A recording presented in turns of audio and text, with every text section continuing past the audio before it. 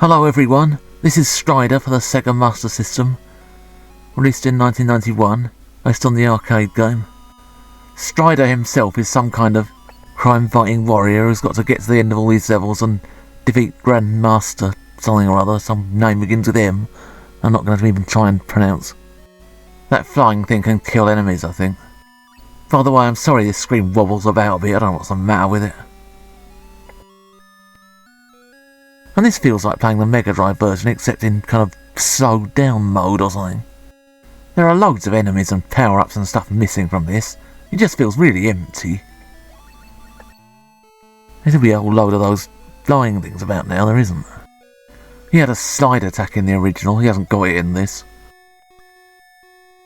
I'm pretty sure the Master System was capable of better backgrounds than this. Oh, he's got to face He-Man or whoever he is. And this music really is horrible. Really distracting. Music in games should be there to provide an atmosphere, not get on your nerves. You can get hold of him, it's pretty easy. Just keep slashing him till he dies. Now you've got to make your way up here. It's alright though, because half the flipping robots and enemies and things are missing. There should be these big walking machine things stomping down, there aren't. The second level as well has loads of stuff missing. So those karate girls aren't in it, you just walk up into the spaceship and kill the captain and that's that. This music really gets on your nerves, it really is shrill. Hey, look at this, it's another empty bit.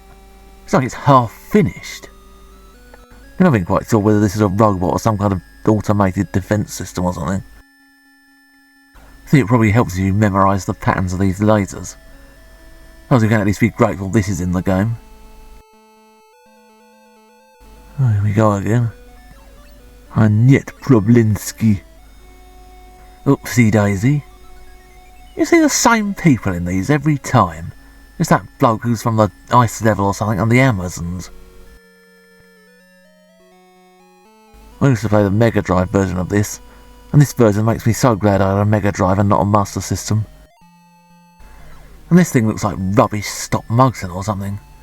Those people in the background are supposed to all turn into that big snake or whatever it is. They don't though in this version.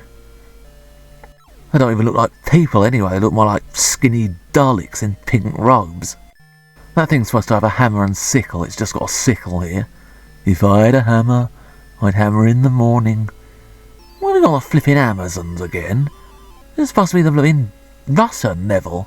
Where's the blooming bloke who looks like Gorbachev? His jumps really are slow in this, he spends forever in the air. Oh, here we go, the big monkey. Mecha Kong from King Kong Escapes or whatever he is.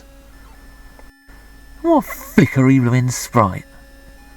This is pretty pathetic as well, you stand there hitting it until it dies. Its head explodes in the original version. Where have all the blooming spikes and things gone? There should be little things with blades going round and round on these walls, there aren't though. The rotating platforms with spikes and half the baddies up there are missing as well.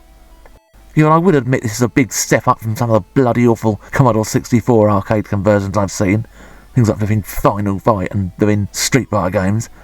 There was a video on the front of a Sega magazine once where they showed you demonstrations of levels from the upcoming Sonic 2.